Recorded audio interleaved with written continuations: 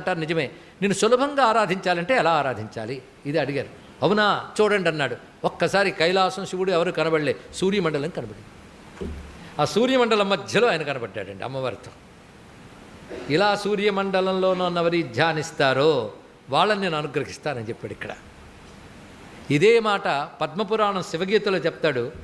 ఎవడైతే సూర్యమండలంలో నన్ను ధ్యానిస్తాడో వాడు చివరికి నాలోనే ఐక్యమవుతాడు అన్నాడు. ఇది కూడా సౌకర్యమై ఎంత బాగుంది. రోగాలు పోగొడతాడని ఈ శ్లోకంలో చెప్తున్నారు. కానీ రోగాలు పోగొట్టాలంటే సూర్యమండలంలో శివుడిని ఆరాధించండి. దానికి ఒక మంత్రం చెప్తున్నాను అన్నాడండి. ధ్యాన శ్లోకం, రుద్రానికి ధ్యాన శ్లోకమే ఇక్కడ చెప్పుకోవచ్చు. మండలాంతరగతం హిరణ్మయం భ్రాజమాన వపుషం శుచిస్మితం చండధీదితి మఖండితజ్జుతిం చింతయేన్ ముని సహస్రసేవితం అని ఆ రుద్రమంత్రాలకు ధ్యాన శ్లోకాల్లో ఒకటిది. మండలాంతరగతం, మండలం లోపలున్నారు. హిరణ్మయం